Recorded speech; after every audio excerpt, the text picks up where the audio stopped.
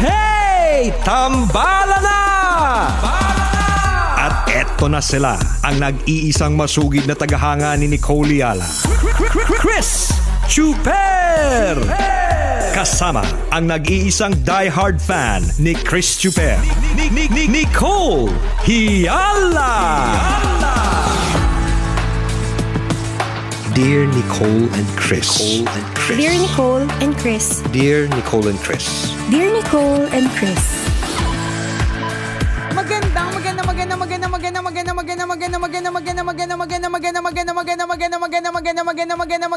Magandang morning, Luzon, Visayas at Mindanao Metro and Mega Manila. It's a feel good Thursday. Hi partner. Hi partner. Hi mga kabisyo. Kumusta po? Are so colorful today. Of course. Dahil ang buhay po ay makulay. Yes, diba? correct. Sa totoo lang, napakakulay ng buhay. May mga pagkakataon na ang saya-saya. Totoo. Parang akala mo walang problema. Parang bumubuhos ang biyaya, bumubuhos ang grasya, bumubuhos ang jowa. Diba? Grabe yung buhos ng jowa, no? Correct. May mga ganun na parang ganda-gandahan, bumubuhos ang jowa, diba? Pero meron din naman mga pagkakataon na may kulay pa rin yung buhay, pero yung kulay na medyo matamlay, 'di ba? Yung may mga ganung colors yung mga hindi attractive yung colors. Oo, yung mga ganon, yung mga kalma lang, 'di ba? Tapos meron din namang, if you will consider black as a color, meron din namang ang itim. Alam mo 'yon, yung parang ganon. So ganon po ang buhay. Makulay po 'yan. Ang maganda dito, hindi naman forever ang lahat ng mga kulay. Ano, Totoo. forever ka lang nasa red, 'di ba? Forever ka lang nasa orange, hindi. Correct. Dadating talaga yung mga pagkakataon na lilipatan mo yung iba't ibang mga kulay. Correct. Ayan. Kasi nag-fade ang di ba nag-fade ang bawat kulay. Sa true. So kung na-try mo yung pink di ba nag-fade na yan, you can try another color. Tama. Diba? Ganun. Totoo yun. Parang seasons, di ba? Yes. Seasons in life. Total naman, today is Throwback Thursday. Meron kang season na pagkapayat-payat mo na parang halatang hindi pa uso ang extra rice sa lugar ninyo, di ba? May mga ganun May mga season naman na talagang usong-uso ang buffet sa inyo. May ganun Yung araw-araw kayo nagsasamgyup, sa ganun. true. Kasi may season din yun ng income. Ibig sabihin nun, maayos yung kita mo. Kung, di ba sabi nga daw nila, ang pagtaba ay senyales ng pag-unlad. Ay, agree ako dyan.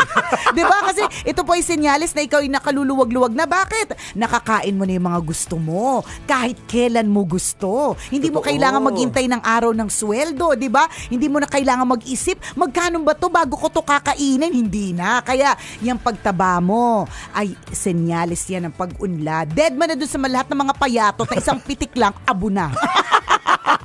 Ganon, di ba? Yung mahipan lang ng hangin, Yan. matapatan lang ng electric fan number 3, Sa true. natutumba na. Correct. Yung mga tipong kapag tiningnan nila yung anino nila, ang anino nila palito, di ba? Palito ang luma. Palito? Tagalog ba yun o ano? Alam ko palito. Tagalog, Artista diba? siya, partner. Oo nga, pero Tagalog ba siya o Bicol? Yung palito. Feeling ko Tagalog. Okay, so yung palito gets yung toothpick, di ba? Yan. Na sobrang payat yung anino niya, toothpick, di ba? Hayaan nyo na sila yung mga payat, hayaan nyo na sila. Ang pagtaba mo ngayon ay senyales ng pag-unlad. Yan. Mindset ba? Mindset, yes, di ba? Agree ako dun, no? Yung tinatawag nating when you color your mind with Yes. with so much beautiful colors. Yan. Napakaganda nun mga kaibigan, and your choice mo yun. Papaano mo lalagyan ng magandang kulay ang mindset mo? Correct. Papaano mo lalagyan ng magandang kulay ang araw mo ngayon? Pwede pwedeng kulayan Medyo Totoo yun. controlled mo yun Ang di mo controlled, yung mangyayari. Hindi mo naman yan, hindi mo talaga makokontrol yan Kung bigla kang, alam mo yun, biglang may nakita ka, kung kailan ayaw mo siya makita. 'Di ba? Kung kailan may iniiwasan kang pinagkakautangan, saka mo siya makita. Hindi natin makokontrol yun. Ang makokontrol natin, paano tayo magre-react dito sa sitwasyon na to. Yun yung sinasabi ni partner. Ikaw ang pwedeng magkulay ng coloring book mo. Totoo yun. Parang ngayong araw na ito, di ba pagkagising natin pare-pareho mga kaibigan, binigyan ka ng canvas. Di ba yung white, yung tela na white na ginagamit ng mga nagpe-paint. So lahat tayo binibigyan yan every morning, yung puting canvas na yan. And it's up to you how are you going to color this? Correct. Diba? Diba? How you are going to color this? Black ba ngayon?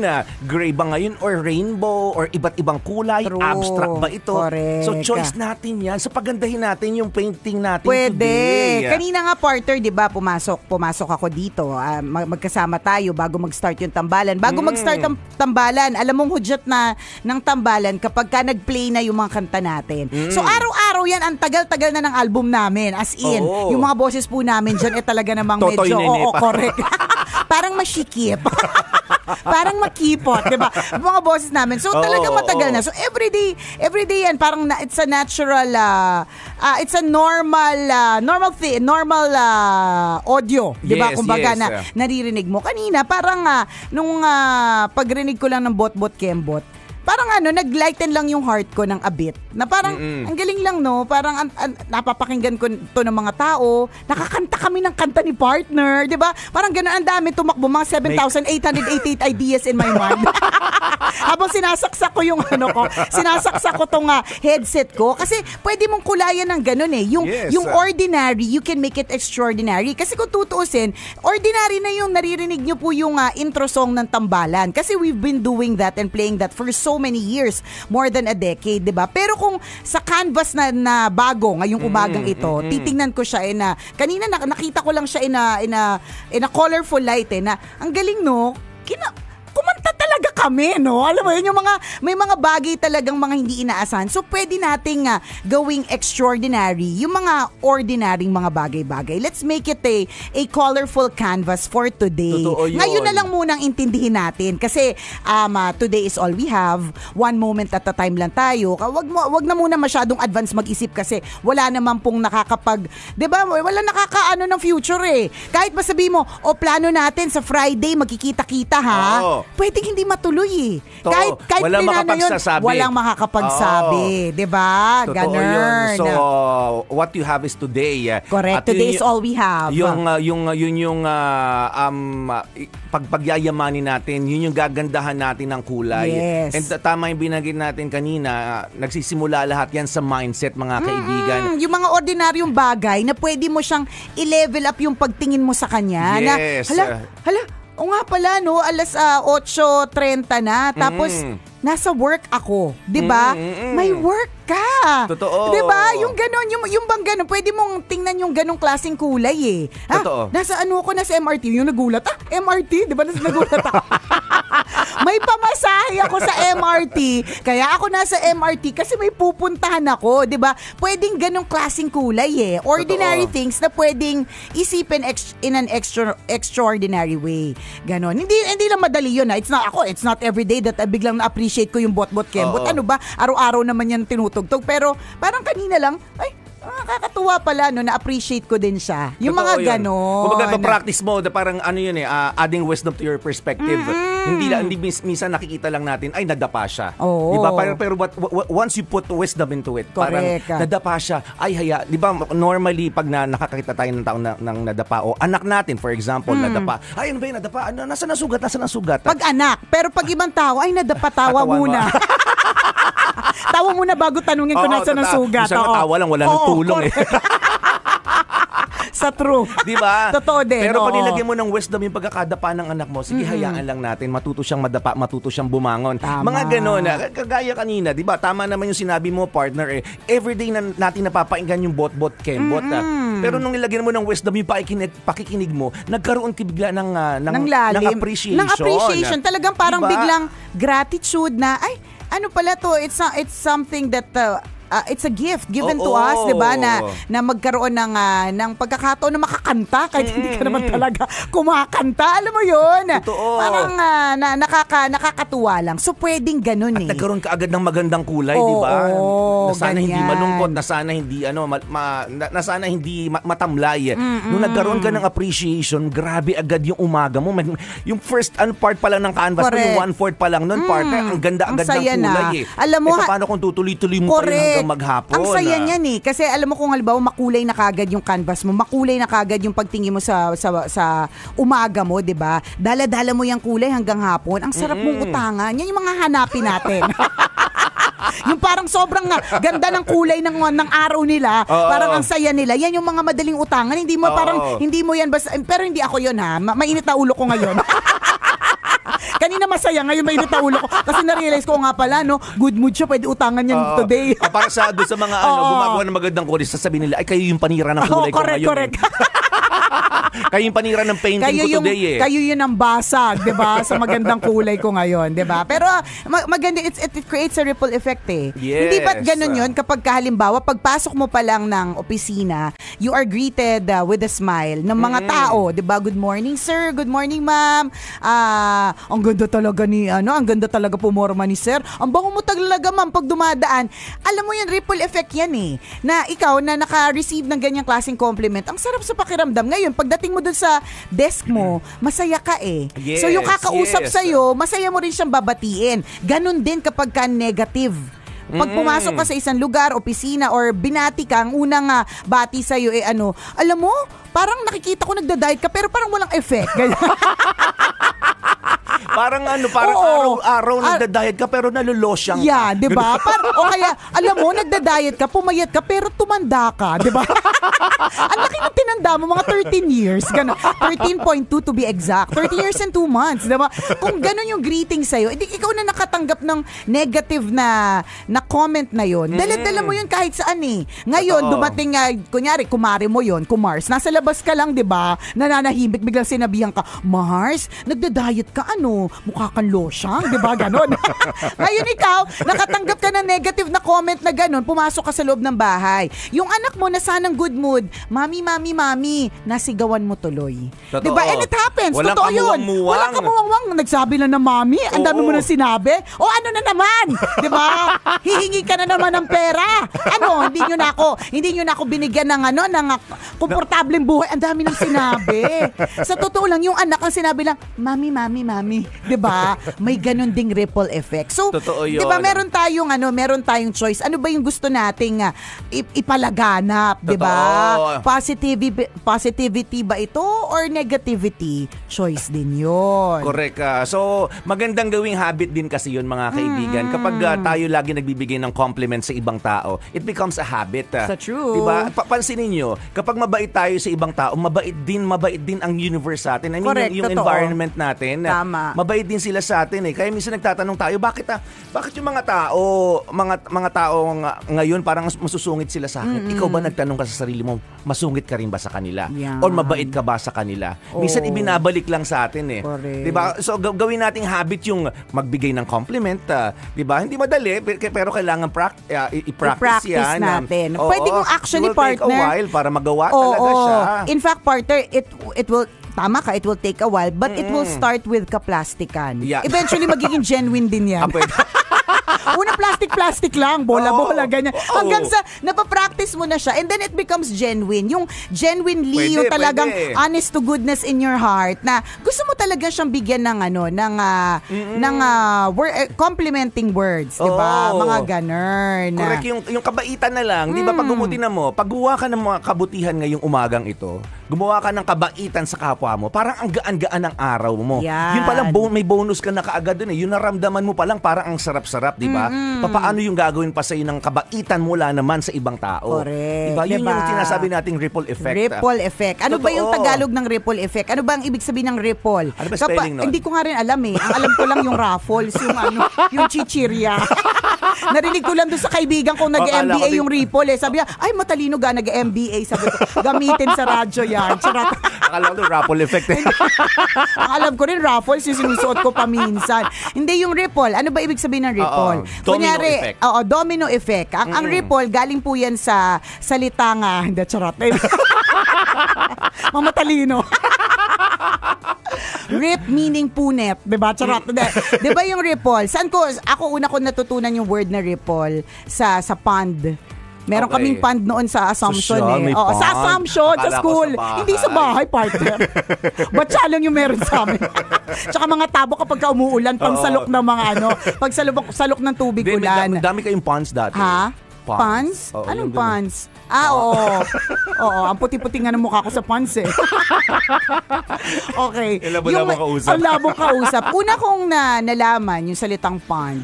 Ay, yung ang salitang ripple dahil merong pond sa school namin. Oo. Tapos, nagbato yung isang parang batch hire sa akin. Nagbato siya ng pebble doon sa nananahimik na pond. So, tahimik yung pond.